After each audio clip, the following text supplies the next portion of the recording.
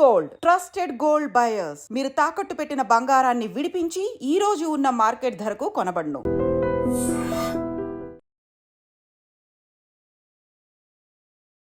Covid మళ్ళీ ఈ మాట వినాల్సి వస్తుంది అని ప్రజలు కూడా భయపడుతున్నారు. ఎందుకంటే ఈ మధ్య కాలంలో కోవిడ్కి సంబంధించిన కేసెస్ పెరుగుతున్నాయి. అది మన దగ్గర కాదు, థాయిలాండ్, సింగపూర్ ఇట్లాంటి ప్లేసెస్లో కోవిడ్ కేసెస్ నమోదవుతున్నాయి అన్నటువంటి వార్త వచ్చిన తర్వాత అమ్మో ఈ మహమ్మారి మళ్ళా మన దగ్గరకు వస్తుందా, కోవిడ్ మళ్ళా మన దగ్గరకు కూడా ఎంటర్ అవుతుందా, ఇట్లాంటి చర్చ అయితే కామన్గా మాట్లాడుతున్నటువంటి పరిస్థితి. 2020లో ఎప్పుడైతే ఇది స్టార్ట్ అయిందో అప్పుడు లాక్డౌన్ అనగానే భయంతో వణికిపోయే వాళ్ళం. ఎందుకంటే ఆ తర్వాత జరిగినటువంటి పరిణామాలు మనందరికీ తెలిసిందే. చాలా వరకు జాబ్స్ పోయాయి, అట్లాగే ఫైనాన్షియల్గా చాలామంది లాస్ అయిపోయిన పరిస్థితి, అట్లాగే జాబ్స్ లేక ఇట్లా రకరకాలుగా ఎన్నో ఇబ్బందులు, అంటే హెల్త్ వైజ్గా కావచ్చు, దాని తర్వాత వెల్త్ వైజ్గా అంటే డబ్బు విషయంలో కావచ్చు, ఇట్లా చాలా ఇబ్బందులు అయితే పడ్డాం మనం అందరం. ఎగైన్ మళ్ళా ఈ కోవిడ్ మళ్ళీ వచ్చింది. ఆ తర్వాత ఇప్పుడు 257 కేసెస్ ఆల్రెడీ నమోదైనాయి వితిన్ 1 వీకే అనేది ఇప్పుడు ఆందోళన కలిగిస్తున్నటువంటి విషయం. హైయెస్ట్ కేసెస్ ఎక్కడ అంటే కేరళలో ప్రస్తుతం 69 కేసులు ఉన్నట్టుగా అధికారికంగా చెప్తున్నారు. అట్లాగే మహారాష్ట్రలో 44 కేసెస్ ఉన్నట్టుగా చెప్తున్నారు. దాని తర్వాత కేరళ, మహారాష్ట్ర, ఆ తర్వాత కేరళ, మహారాష్ట్ర, ఆ తర్వాత తమిళనాడులో 34 కేసులు ఉన్నట్టుగా చెప్తున్నటువంటి పరిస్థితి. సో ఇక్కడ మనకున్నటువంటి 257 కేసుల్లో ఇప్పుడు మనకు కనిపిస్తుంది కేరళ, మహారాష్ట్ర, తమిళనాడు.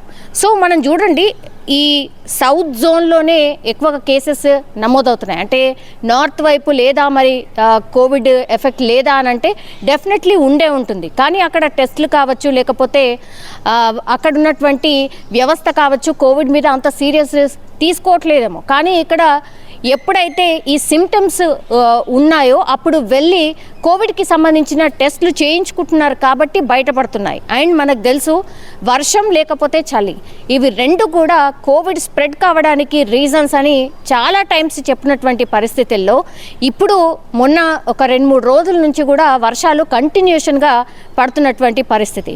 సో ఇది కూడా ఒక రీజన్ కావచ్చు అనేది ఎక్స్పర్ట్స్ అయితే చెప్తున్నారు.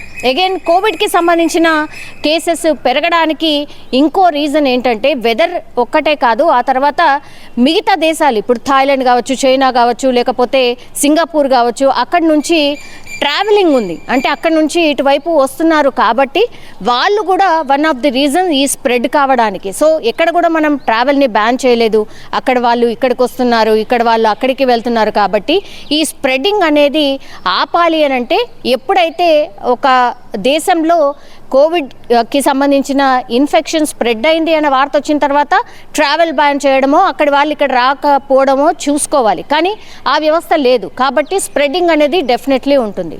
ఇప్పుడు భారత్లోకి ఎంట్రీ కూడా ఇచ్చింది. 257 కేసులు ఇప్పుడు మన దగ్గర ఉన్నాయి. అంటే అధికారిక లెక్కల ప్రకారం 257, కానీ ఇది డబుల్ ఆర్ త్రిబుల్ కూడా ఉండే ఛాన్సెస్ ఉన్నాయి. ఆ తర్వాత చాలామంది కూడా సిమ్టమ్స్ ఉన్నప్పటికీ కూడా సొంతంగా మెడికల్ షాప్కి వెళ్ళి కోవిడ్ ఆల్రెడీ ఎక్స్పీరియన్స్ చేసి ఉన్నారు కాబట్టి పెద్ద ప్రాణాంతకం కాదు. ఈ మధ్య కాలంలో ఎన్ని వేరియంట్స్ వచ్చినా కూడా పెద్దగా ప్రాణాలు పోలేదు కాబట్టి సొంత వైద్యం కూడా చేసుకోవడం, ఏదైనా చిన్నగా జలుబు, దగ్గు ఇట్లాంటివి ఉన్నా కూడా పెద్ద హాస్పిటల్కి వెళ్లకుండా మెడికల్ షాప్కి వెళ్ళి మందులు వేసుకోవడం, ఆ తర్వాత వారం రోజులలో సెట్ అవ్వడం. సో ఇది కూడా వన్ ఆఫ్ ది రీజన్ కావచ్చు. ఇంత పెద్ద ఎత్తున కేసెస్ నమోదు కాకపోవడానికి రీజన్ కూడా ఎందుకే మనకు చూడొచ్చు. ఇప్పుడు వెదర్ చేంజ్ ఉంది కాబట్టి చాలా మందికి ఈ జలుబు, జ్వరం ఇవన్నీ కూడా కామన్గా మారిపోయాయి. సో కామన్గా వైరల్ ఫీవర్స్ అనుకొని ఆ వైరల్ ఫీవర్స్కి సంబంధించిన మందులు కొనుక్కొని వాడేస్తున్నారు. కొంతమంది మరీ సివియర్ ఉంటే డాక్టర్స్ దగ్గరికి వెళ్తున్నారు. కానీ ఇప్పటికీ కూడా ఎవరికి కూడా సజెస్ట్ చేయట్లేదు ఏంటి COVID-19 టెస్ట్ చేయించుకోమని. ఎవరైనా చెప్పినా కూడా మరీ కాన్షియస్ ఉన్న వాళ్ళు వెళ్ళి చేయించుకుంటున్నారు తప్పించి మిగతా వాళ్ళు మాత్రం మందులు వేసుకొని తగ్గించుకుంటున్నటువంటి పరిస్థితి అయితే కనిపిస్తోంది. కానీ ఇక్కడ మన దగ్గర ఎప్పుడైతే COVID-19 ఎంటర్ అయిందో పెద్దగా ప్రజలు కూడా ఏం రియాక్ట్ కావట్లేదు. కానీ ఒక్కసారి మన దేశంలో ఒక 2 మరణించారు అన్నటువంటి వార్త వచ్చిన తర్వాత మాత్రం చాలామంది భయపడిపోతున్నారు. మళ్ళీ ఏంటి ఈ డెల్టా వేరియంట్ లాగా ఏమైనా ఈ వేరియంట్ కూడా అతి డేంజరస్ వేరియంటా ఏంటి అనేది కూడా పెద్ద ఎత్తున చర్చ అయితే స్టార్ట్ అయింది.